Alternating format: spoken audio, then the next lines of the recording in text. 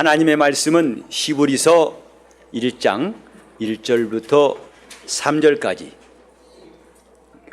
교도가실 때의 3절은 다 같이 읽겠습니다. 옛적에 선지자들로 여러 부분과 여러 모양으로 우리 조상들에게 말씀하신 하나님이 이 모든 날 마지막에 아들로 우리에게 말씀하셨으니 이 아들을 만유의 후사로 세우시고 또 저로 말미암아 모든 세계를 지으시고, 다 같이 이는 하나님의 영광의 광채시요 그 본체의 형상이시라. 그의 능력의 말씀으로 만물을 붙드시며 죄를 정결케 하는 일을 하시고 높은 곳에 계신 우염의 우편에 앉으셨느니라. 하나님은 살아계신 하나님이시고 우리는 이렇게 하나님이 살아계심을 믿는 사람들입니다. 히브리서 11장 6절에도 믿음이 없이는 하나님을 기쁘시 할 수 없다 하였고, 그러므로 하나님께 나아가는 자는 반드시 그가 계신 것과 자기를 찾는 자들에게 상 주시는 분이심을 믿어야 할지니라고 말씀했습니다. 하나님이 살아계시다는 것을 기독교인이라면 부인하지 않을 것입니다. 그러나 우리는 그걸 인정하는 단계에서만 그칠 것이 아니라 이것을 구체적으로 증거할 수 있는 수준에 이르러야 참 그리스도인입니다. 왜냐하면 성경에 말한 믿는 자들은 예수를 증거한 사람들이었습니다. 예수를 시인하는 단계에만 머무른 것이 아니고 그를 증거한 사람들, 이것이 그리스도인들입니다. 또한 이것은 기독교가 다른 종교와 구별되는 특징이기도 합니다. 기독교처럼 자기 신앙을 증거하는 일에 힘쓰는 종교는 거의 없습니다. 때문에 이것이 오히려 사람들에게는 거부감을 줄 수 있어요. 조용히 너나 믿지 왜 그렇게 귀찮게 구느냐. 그래서 핍박은 당연히 따라올 수밖에 없는 거라고 생각됩니다. 주님은 이렇게 예수 그리스도를 믿는 자들이 그를 증거한 일에 대해서 어려움이 올 것, 거부할 것, 세상이 싫어할 것을 알면서도 그는 우리에게 담대히 말씀하시기를 내 증인 되라, 내 증인이 될 것이다. 또 더 나아가서는 모든 족속으로 제자를 삼아라. 그리고 아버지와 아들과 성령 이름으로 침례를 주고 내가 내게 분부한 모든 것을 가르쳐서 그들도 지키게 하라 하고 주님께서 말씀하셨습니다. 그러므로 단지 하나님이 살아계시다라고 시인한 정도 가지고는 이런 일들은 감당할 수가 없는 겁니다. 우리는 하나님의 사심을 인정할 뿐만 아니라 그를 증거할 수 있는 사람들이 되어야 합니다. 이를 위하여 하나님은 그가 살아계신 것을 말씀으로 나타내시고 그 말씀으로 자기를 증거하셨습니다. 하나님께서 그 영원한 말씀, 곧 생명의 말씀을 이 땅에 보내신 것은 하나님이 자기를 나타내시되 그 이름을 나타내시고 능력을 나타내시고 영광을 나타내시고 권세를 나타내시려고 그가 말씀하신 겁니다. 본문에도 하나님이 옛적에는 선지자들로 말씀하셨고 이 모든 날 마지막에는 아들로 우리에게 말씀하셨다라고 기록하였는데 그분이 왜 말씀하셨는가? 이것을 성경은 밝히 말씀하고 있는데 그는 곧 하나님이 사심을 나타내기 위해서 말씀하신 겁니다. 기독교는 경전이 필요해서 하나님 말씀하신 것이 아니고 하나님이 살아계신 것을 그 누구도 부인할 수 없는 그분의 사심에 대해서 그가 확실히 믿게 하시려고 나타내셨습니다. 그래서 지난 시간에 들은 대로 첫 언약 아래에 있는 이스라엘에게는 천사들로 하신 말씀, 곧 율법으로 하나님의 사심을 나타내셨답니다. 그래서 이 율법이 얼마나 권위가 있는 말씀인지를 하나님은 말씀에 순종하는 자와 불순종한 자를 확실히 구별하심으로 그 권위를 드러내셨습니다. 그래서 아무리 택함받은 이스라엘일지라도 그 말씀에 순종치 않은 사람들은 40년 동안의 광야에서 다 죽었습니다. 비록 모세의 인도를 말미암아 애굽 땅에서 나와 곧 유월절을 지키고 홍해를 육지처럼 건너서 애굽을 나왔을지라도 그 말씀을 순종치 않은 사람들은 다 광야에서 엎드려졌다고 성경은 말씀하고 있는데, 요즘 세월호 사건 때문에 근 300여 명이 희생된 안타까운 일, 우리나라 건국 이래로 이렇게 큰 참사, 사고로서 이런 사건들은 거의 유례가 없을 것입니다. 그래서 지금 그 지역에 있는 사람들은 온 시민이 거의가 다 슬픔을 이길 수가 없어요. 그곳에 사는 사람뿐만 아니라 온 국민들이 이 답답하고 분하고 안타까운 마음을 금할 수가 없습니다. 아깝죠. 그렇게 아까운 학생들이 희생된 것이 얼마나 아까운가. 그걸 뻔히 보고도 방관하고 있고 무능했던 정부가 얼마나 밉습니까? 그러나 성경은 300여 명이 아니라 40년 동안에 60만 명이 광야에서 엎드려진 사건들, 40년 동안에 60만 명이 광야에서 소멸된 사건은 매우 큰 사건입니다. 그 핵심이 무엇일까요? 하나님의 말씀을 순종치 않은 자들은 다 엎드려졌고, 그러나 끝까지 그 말씀에 순종한 여호수아와 갈렙은 마침내 가나안 땅에 들어갔다. 이 교훈을 말씀하고 있는 겁니다. 그동안에 하나님 말씀을 온전히 쫓고 순종한 사람과 그 40년 동안에 더 이상 하나님 말씀을 순종치 않냐고 말씀을 버린 사람들은 하나님이 분명하게 구별하셨어요. 그리고 가나안 땅 들어간 다음에도 이스라엘이 주님 오실 때까지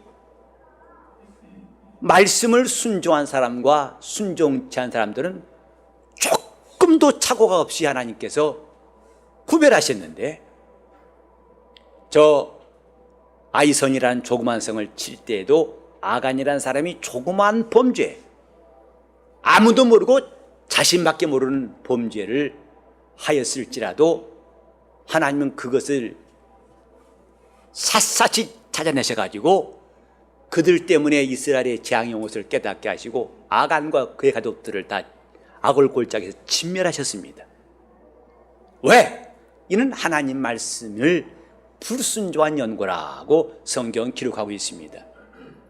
그래서 백성들이 다 그렇게 하나님 하신 일 보고 벌벌 떨었어요. 하나님 말씀 앞에서 그들이 어떻게 해야 할지를 귀로만 들은 게 아니라 시청각으로 확실히 체험하여 배운 겁니다. 말씀에 순종해야 한다는 사실을 철저하게 배운 겁니다. 그리고 그들은 결과적으로 이 땅에서 순종한 사람들에게 하나님이 복과 장수를 주셨고 그걸 받게 되었습니다. 땅에서 잘되고 장수하리라. 이 말씀과 함께 모든 날 마지막에는 하나님이 아들로 말씀하셨다고 성경에 기록되었습니다. 이 아들로 말씀하신 것과 이전에 천사들도 하신 말씀을 성경은 분명히 구분하고 있습니다. 곧 율법과 복음을 구분하고 있어요. 같은 하나님 말씀이지만은 그 말씀을 구분하고 있어요. 같은 제 두 손이지만 하나는 왼손이라고 하고 하나는 오른손이라고 구분하는 것처럼 이 손이 똑같은 게 아닙니다. 딱 붙여보면 마주치지만은 그러나 이건 똑같지 않고 방향이 다릅니다. 왼손과 오른손이 방향이 다른 것처럼 하나님 말씀, 곧 율법과 아들로 하신 말씀은 방향이 다르고 권위가 다르고 영광이 다르고 하나님이 주신 약속이 같지 않습니다. 이미 요한복음 1장 17절에도 율법은 무엇으로 말미암아 주신 것이요 은혜와 진리는 예수 그리스도께로부터 온 것이다 라고 말씀하였습니다. 하나님의 말씀이 이렇게 천사들로 우리에게 명하실 때 주신 말씀과 아들로 하신 말씀이 무엇이 다른가? 우린 이것을 알고 신앙생활하는 것은 매우 중요합니다. 아들로 하신 말씀을 다른 말로 하면 진리라고 합니다. 요한복음 17장 17절에 아버지의 말씀은 진리이다 하고 주님이 말씀하신 다음에 요한복음 12장 49절에 보면은 내가 내 자유로 말하지 아니하고 나를 보내신 이가 나의 말할 것과 이를 것을 친히 명하여 주셨으니 나는 그의 명령이 영생인 줄 아노라. 내가 이르는 말은 그가 한 말 그대로 너희에게 이른다 하고 말씀하시므로 예수께서 그 입으로 하신 말씀은 아버지가 주신 말씀 곧 진리를 우리에게 말씀하신 것을 주님께서 밝히고 계십니다. 그래서 아버지의 말씀이 진리인데 그 아버지 말씀을 아들을 통해서 듣는 것이 바로 진리예요. 왜 성경은 율법과 진리를 구분하는지 저와 여러분은 신앙의 기초를 튼튼히 놓기 위해서도 매우 중요한 것인 줄 알고 깨달아야 됩니다. 아들로 하신 말씀, 이 말씀은 이전에 율법이 곧 천사들로 하신 말씀이 할 수 없던 일들을 우리에게 행하시기 때문입니다. 다시 말해서 천사들로 하신 말씀은 그 말씀을 순종한 자들에게는 복이 있었지만은 그 말씀을 순종치 아니하고 범죄한 사람들에게는 용서가 없었어요.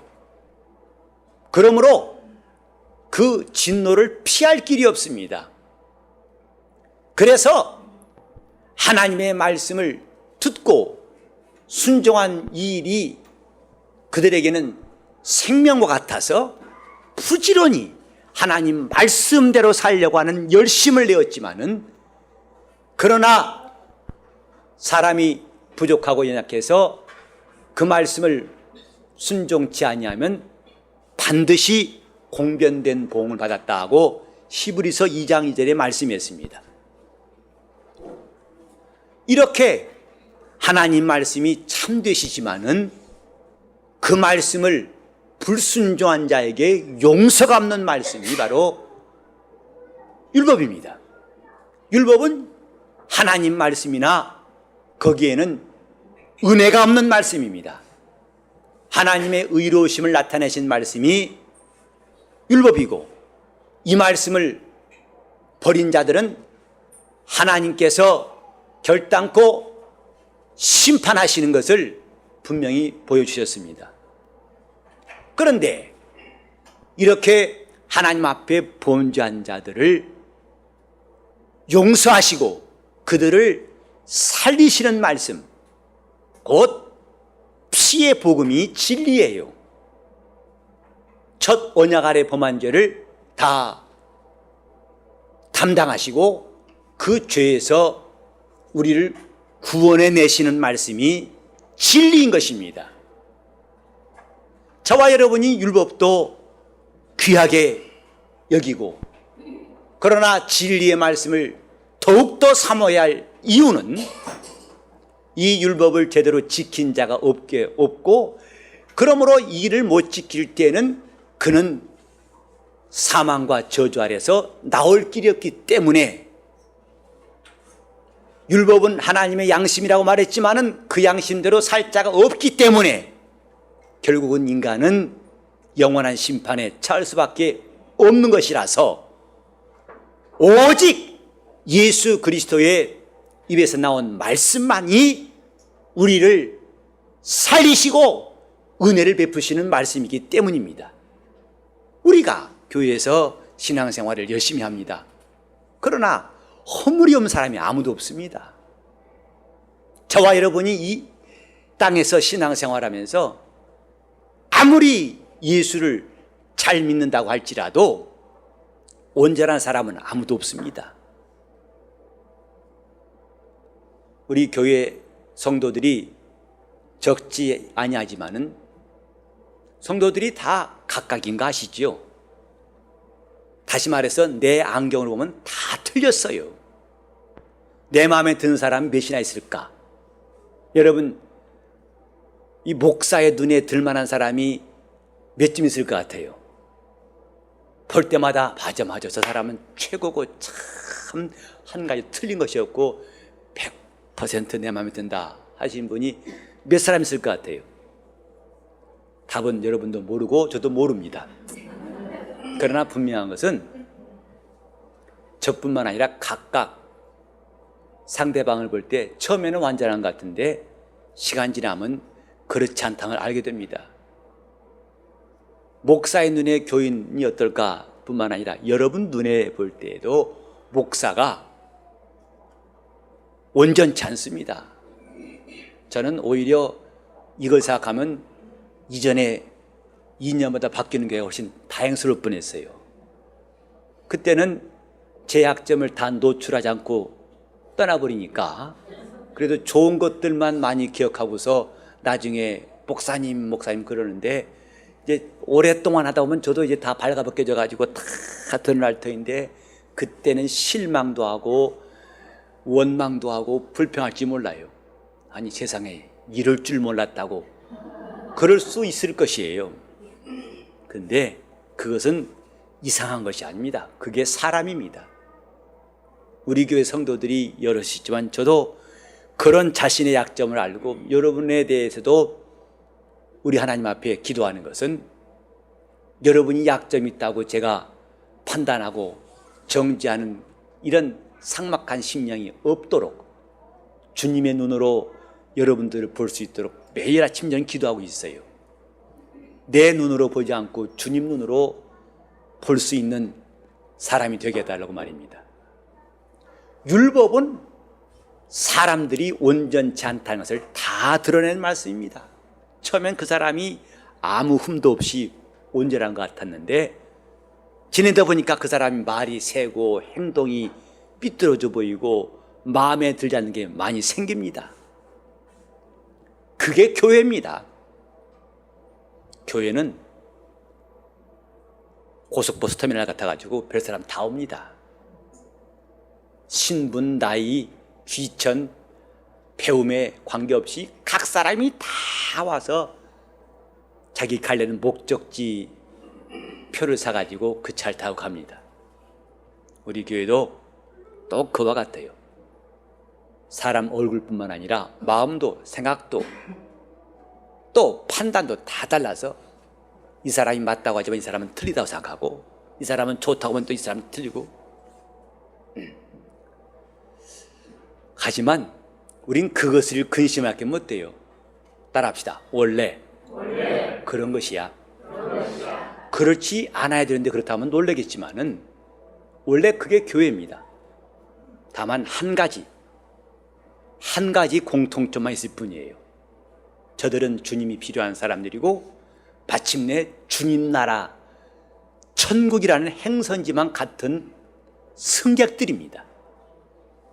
우린 그 이해는 다 같지 않다고 여러분 생각하셔야 됩니다.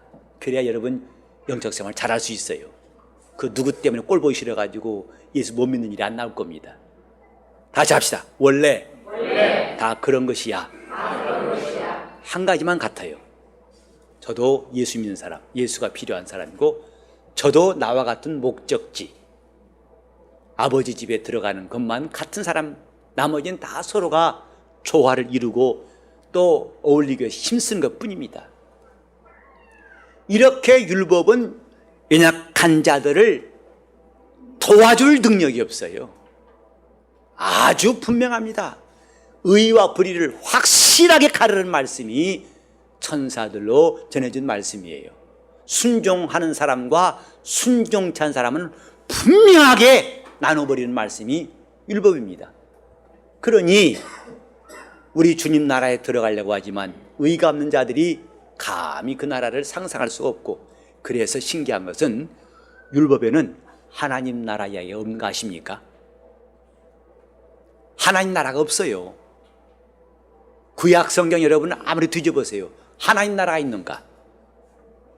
그건 그 나라를 말할 수준이 못 됩니다. 왜? 다 수준 미달이에요. 이미 율법이 말씀하기를 의인은 없나니 하나도 없으며 해놨으니 의가 필요한 그 나라에 누가 들어갈 수 있습니까? 해당사항 없음입니다. 그런데 신약에 와서는 하나님 나라, 이미 마태복음 4장부터 회개하라 천국이 가깝다고 예수님도 천국 복음을 전하시니라 하셨고, 왜? 이제는 그 나라에 들어갈 수 있는 길이 생겼기 때문입니다. 그분의 은혜를 입으면 누구나 들어갈 수 있기 때문에 비로소 하나님 나라에 대해서 말씀하시고, 예수의 복음을 다 같이 천국 복음, 천국 복음이라고 하는 것입니다. 하나님 나라에 관한 것이 예수의 복음이에요. 이 땅에서 잘되고 장수한 것은 얼마든지 율법이 줄 수 있습니다. 그러나 그 나라에 들어가는 일만은 오직 진리만이 가능케 합니다. 진리만이 하나님 나라에 들어갈 수 있도록 거듭나게 하시고, 우리 죄를 사시고 우리를 거듭나서 영원한 하나님 나라의 자녀가 되게 하시고, 그 진리만이 우리가 성령을 받게 하셔서 영원한 소망을 분명히 갖게 하신 겁니다.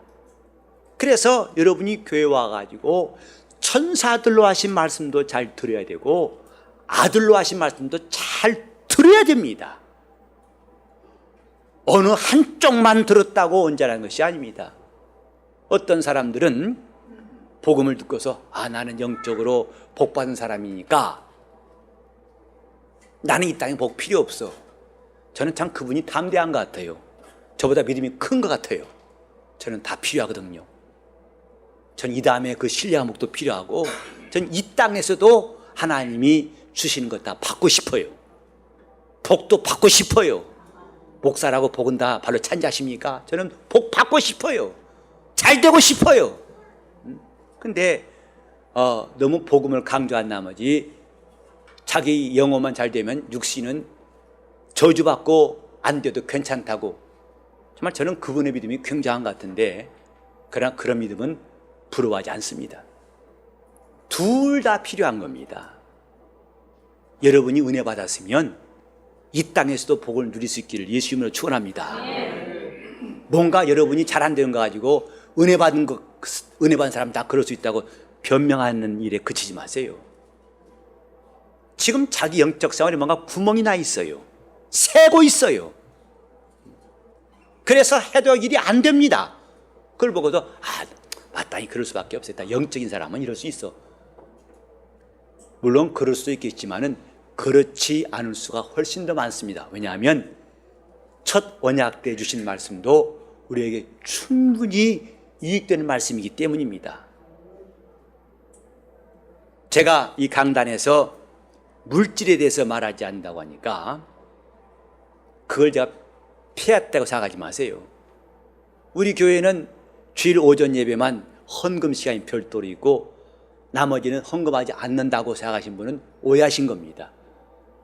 그 다음에는 각각 자율적으로 자기 스스로가 하도록 별도 시간을 마련해 놓지 않았지만은 저 헌금함을 두었어요.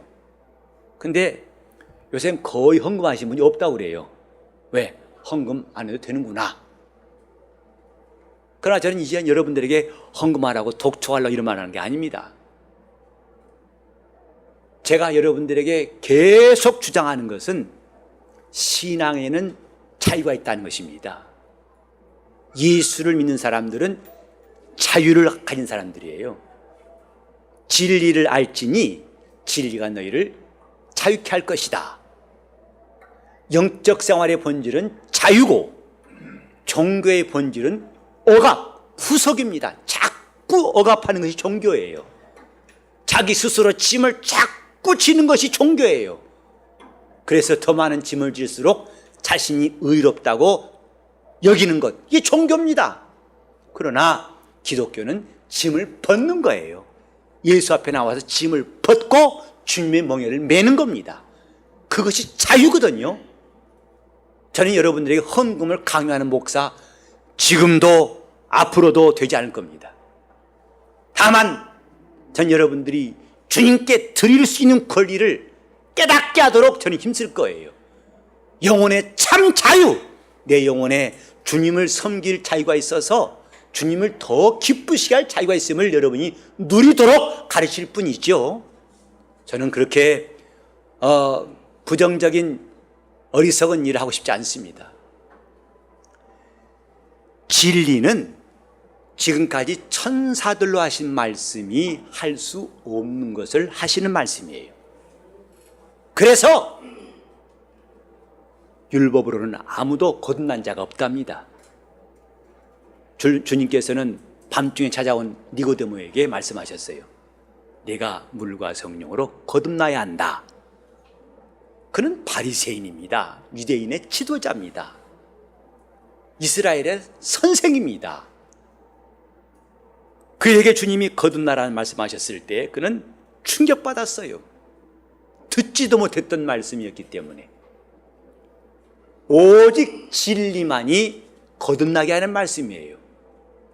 그래서 그 말씀으로 우리를 낳으셨다고 베드로전서 1장 23절 이하에 22절에도 우리가 썩지 아니할 씨로 된 것이다. 거듭난 것이 썩지 아니할 씨로 된 것인데 곧 살아있고 항상 있는 말씀으로 된 것이다 하고 말씀했습니다. 거듭남이라는 것은 천사들로 하신 말씀을 들은 이스라엘에게는 상상도 못했던 일이고 또 우리가 하나님의 자녀가 된다는 것도 그들에게는 상상할 수 없는 놀라운 일이었습니다. 또 천사들이 와서 우리를 섬기는다는 것도 상상할 수 없는 일이었습니다. 그들은 천사들의 인도받았지만은 우리는 그 천사들을 부리시는 성령께서 우리 안에 들어오셔서 역사하시는 놀라운 영적 생활을 하게 됩니다. 우리는 이렇게 아들로 하신 말씀을 믿는 사람들, 곧 첫 언약 때에는 율법을 순종한 사람과 순종치 않은 사람에 대해서 나누었지만은 새 언약에서는 이 진리를 믿는 자와 믿지 않는 자로 구분하고 있답니다.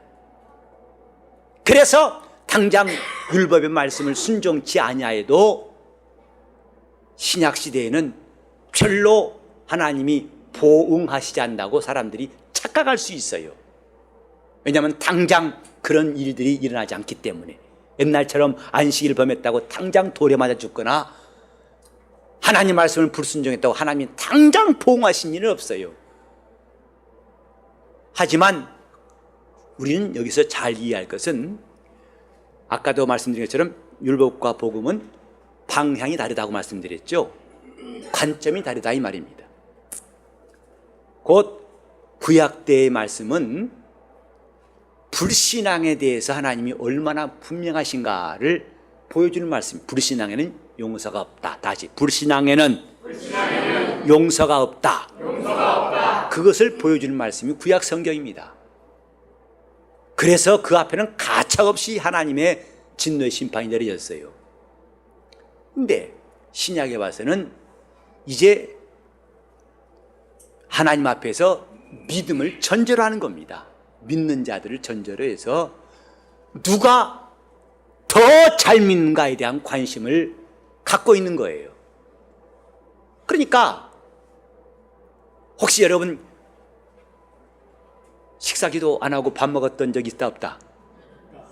하다 보니까 어차 빼먹었다. 저도 있었어요. 하다 보니까 식사기도 안 했더라고요. 네, 그것 때문에 심히 고민한 적이 있다 없다? 근데 고민해봐도 나중에 별탈이 있더라 없더라? 그러니까 안심되더라 안 되더라? 안심하지요. 기도 안 해도 괜찮구나 하죠. 하나님이 지금 우리에게 원하신 것은 수준을 높이라는 것입니다. 너희는 그의 자녀가 되었으니 이제 그분을 누가 더 잘 섬기느냐 하는 이 문제에 관심 가지라는 거예요.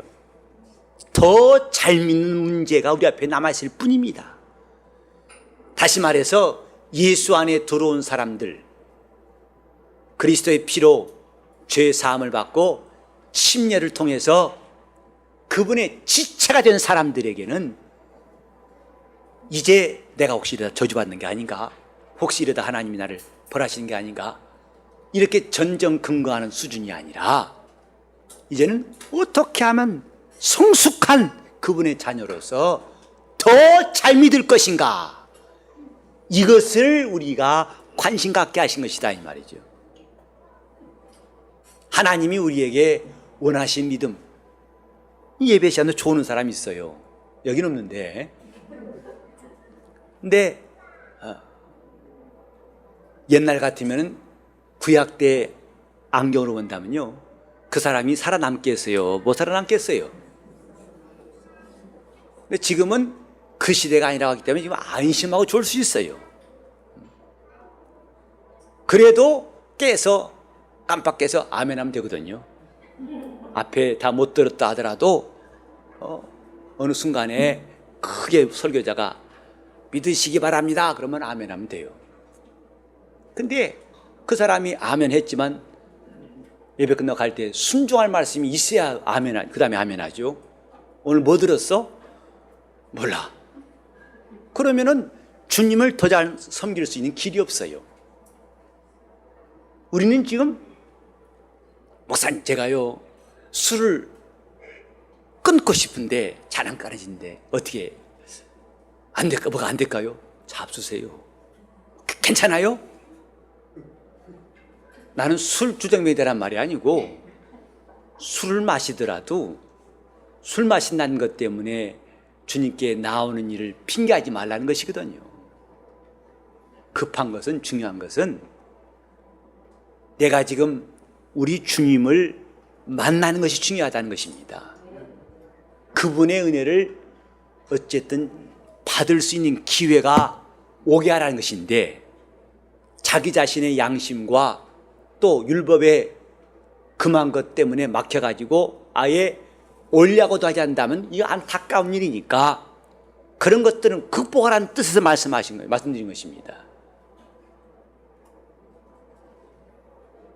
우리는 좀 주님을 더 잘 믿을 권리, 이것이 아들로 하신 말씀을 들은 자들이 행해야 할 자세입니다.